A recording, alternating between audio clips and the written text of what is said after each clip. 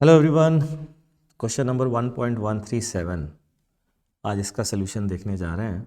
और इसमें ये क्वेश्चन बड़ा बढ़िया है क्योंकि इस क्वेश्चन में ना प्रेजेंट करने का तरीका बहुत अच्छा है। क्वेश्चन सुना सुना सा ही है। क्वेश्चन ये है, मतलब क्वेश्चन पहली बार में लगेगा यार ये नया है, लेकिन थोड़ा सा दिमाग लगाओगे तो आपका काम बन जाएगा। ये एल लेंथ का एक बॉल है, एम मास की, एल लेंथ की थ्रेड से हैंग हो रही है और बोला गया with what minimum speed has the point of suspension to be shifted in the horizontal direction for the ball to move along the circle about that point. ठीक है, इस पॉइंट के अबाउट सर्कल में जाए। What will be the tension in the of the thread at the moment it will be passing through the horizontal position. तो एक काम करते हैं, हम मान लेते हैं पॉइंट ए को v स्पीड से, v वेलोसिटी से हॉरिजॉन्टल डायरेक्शन में ले जा रहे हैं। ठीक है, now in frame of A, in reference frame of A के फ्रेम में अगर हम जाएं तो हमें क्या दिखेगा बच्चों? पहली बात तो ये इनर्शियल होगा, तो फोर्स के जो आंसर आएंगे वो सही आएंगे। ठीक है, और फोर्स के जो आंसर आएंगे अगर सही आएंगे तो फिर तो मज़ा ही आ गया, ये हो गया फिक्स। और ये स्पीड हमने अब उसको ना दे करके इसको दी है भाई v, और पूछ रहे हैं कि बताइए कितनी मिनिमम स्पीड दें ताकि ये सर्किल में घूम जाए। अब तो भाई बहुत है, समझ में आ गई होगी बात। जैसे जैसे ऊपर जाएगा वैसे वैसे टेंशन कम होती जाएगी और हाईएस्ट पॉइंट पर जा कर के टेंशन की वैल्यू को ज़ीरो हो जाना है। तो हाईएस्ट पॉइंट पर क्या लिखेंगे? हाईएस्ट पॉइंट पर लिखेंगे बच्चों mv² L is provided by mg। तो यहाँ से v² की वैल्यू आती है gl। ये यहाँ पर स्पीड v ले रहा हूँ, ये v0 ले रहा हूँ बच्चों। ठीक है, मिनिमम है ये, ध्यान रखना। तभी मैंने टेंशन की वैल्यू को यहाँ कितना माना है? ज़ीरो माना है।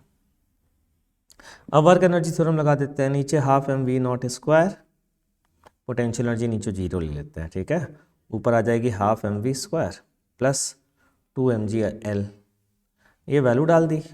ठीक, तो v0 की वैल्यू कितनी आ गई? √5gl आ गई। ऐसे रटा हुआ होता है बच्चों को ये।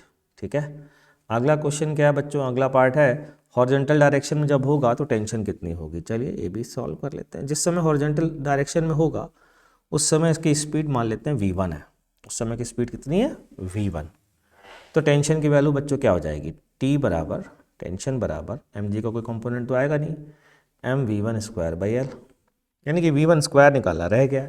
और वो वर्क एनर्जी थ्योरम से निकल आएगा कि कैसे, कि हाफ mv1² प्लस mgl बराबर हाफ mv0²। ठीक है, तो यहाँ वैल्यू डाल दीजिए, v1² प्लस 2gl बराबर v0² मतलब 5gl। तो बच्चों v1 की वैल्यू, v1² की वैल्यू आती है 3gl, और ये वैल्यू अगर आप टेंशन में रख देंगे तो आपकी टेंशन ख़त्म हो जाएगी टेंशन निकालने की। तो ये वैल्यू कितनी आ जाएगी? 3mg। तो इस पॉइंट पर टेंशन की वैल्यू होगी 3mg। तो ये है क्वेश्चन का सॉल्यूशन 1.137 का। बच्चों रोडो का क्वेश्चन नंबर 1.138 लेके आया हूँ, और बड़ा ही मज़ेदार क्वेश्चन। और पता है ये क्वेश्चन अगर वर्क एनर्जी वाले पार्ट में ना हो करके ये क्वेश्चन अगर एंगुलर मोमेंटम या रोटेशन वाले पार्ट में होता तो ये और ज़्यादा कंफ्यूज कर देता। इसमें लिखा है a horizontal plane supports a stationary vertical cylinder of radius r and the disk A is attached to the cylinder by a horizontal thread of length L0. An initial velocity V0 is imparted to the disk as shown in the figure. How long will it move along the plane until it strikes against the cylinder? The friction is assumed to be absent. तो सबसे पहले तो ये समझ लें कि जो भी ये आपके सामने डायग्राम बना हुआ है बच्चों, ये एक हॉरिजॉन्टल प्लेन पर बना हुआ है। ये एक हॉरिजॉन्टल प्लेन पर बना हुआ है, मतलब आप ऊपर से देख रहे हैं और ऐसा ये वर्टिकल सिलेंडर है और यहाँ पर ये थ्रेड बंधी हुई है। तो लोगों के दिमाग में आता है यार ये एंगुलर मोमेंटम कंजर्वेशन का क्वेश्चन होना चाहिए और इसके अबाउट एंगुलर मोमेंटम कंजर्व रहना चाहिए, जो कि होगा नहीं, क्योंकि थोड़ी देर बाद स्ट्रिंग यहाँ पर पहुँच जाएगी बच्चों, और स्ट्रिंग जब यहाँ पहुँच जाएगी तो टेंशन जो है वो पॉइंट बी से पास नहीं हो रहा होगा, तो एंगुलर मोमेंटम टॉर्क आ जाएगा, और टॉर्क आ जाएगा तो एंगुलर मोमेंटम कंजर्व नहीं होगा। तो लोगों ने कहा सर एक काम करो ना, आप इस पॉइंट के अबाउट ले लो या इस पॉइंट के अबाउट ले लो। मैं कहा फिर थोड़ी देर बाद थ्रेड ऐसी हो जाएगी, आप क्या करोगे? कॉन्टिन्यूसली आप ऐसा कोई भी पॉइंट नहीं ले पाओगे जिसके अबाउट एंगुलर मोमेंटम कंजर्व रहे। तो क्या करें गुरु जी? तो देखें क्या करते हैं। सबसे पहली चीज़ ये बताइए कि स्ट्रिंग इनएक्सटेंसिबल है। सबसे पहली चीज़, स्ट्रिंग इज इनएक्सटेंसिबल। और अगर स्ट्रिंग इनएक्सटेंसिबल है बच्चों, तो ज़रा चेक करो क्या स्ट्रिंग टोटल वर्क कर पाएगी सिस्टम पर? टोटल वर्क अभी कर पाती है? नहीं कर पाती है। नहीं कर पाती है तो इस एंड पर टेंशन का वर्क ज़ीरो, तो इस एंड पर भी टेंशन का वर्क ज़ीरो। टेंशन का वर्क अगर ज़ीरो है बच्चों, तो वर्क एनर्जी थ्योरम के हिसाब से change in kinetic energy equals to work done by the all force on the particle, जो कि ज़ीरो है और कोई फोर्स है नहीं, हॉरिजॉन्टल प्लेन पर है, तो ग्रेविटी का वर्क भी नहीं कहेंगे। इसका मतलब इसकी स्पीड कांस्टेंट रहेगी। यही सबसे इम्पॉर्टेंट क्लू है। तो how long will it move along the plane until it strikes against the cylinder, मतलब टाइम पूछा जा रहा है आपसे। तो एक काम करते हैं, मान लेते हैं ये तो रेड से बनाता हूँ, ये थीटा एंगल घूम चुका है, मतलब यहाँ पर वाइंड अप थीटा एंगल जो स्ट्रिंग है वो रैप हो चुकी है, बन चुकी है, ठीक है। तो अब स्ट्रिंग की लोकेशन ये आ गई होगी यहाँ पर, और ये एंगल भी बच्चों इनिशियल से थीटा होगा, ठीक।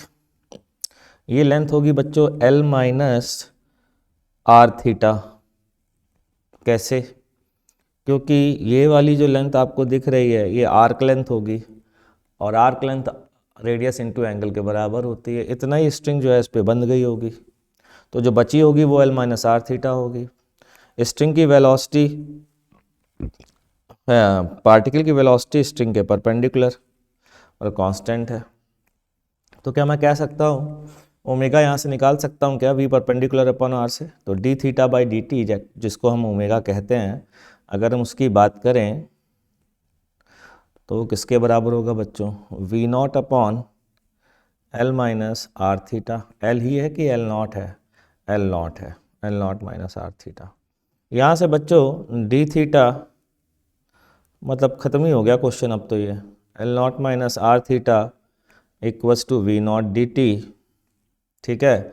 और इधर आ जाएगा डी थीटा, इसको इंटीग्रेट कर देते हैं तो टाइम निकल आएगा। अब कहाँ से कहाँ तक इंटीग्रेट करें? तो जब ये पूरा का पूरा वाइंड अप हो जाएगा तो कितनी आर्क लेंथ वाइंड हो जाएगी? L not.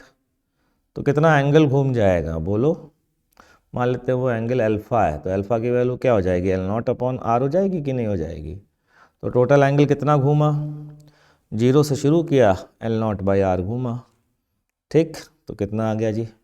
ये आ गया L not theta minus R theta square by 2 V not T.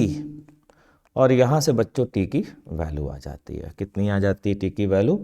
L not into L not by R minus R L not square upon 2r square. तो time निकल के आता है बच्चों L not square upon 1 by V not रह गया है, L not square upon 2r V not. ये है टाइम की value, L not square upon 2r V not, ठीक है बच्चों। तो इस तरीके से हमने ये टाइम कैलकुलेट कर लिया है जिस टाइम में पार्टिकल स्ट्राइक करेगा सिलेंडर पर। स्ट्राइक करने का मतलब पूरी की पूरी स्ट्रिंग रैप हो जाएगी, ठीक। कोई डाउट आता है तो कमेंट सेक्शन में ज़रूर लिखिएगा। चलिए साहब, मिलते हैं नेक्स्ट वीडियो में, तब तक के लिए टाटा बाय बाय।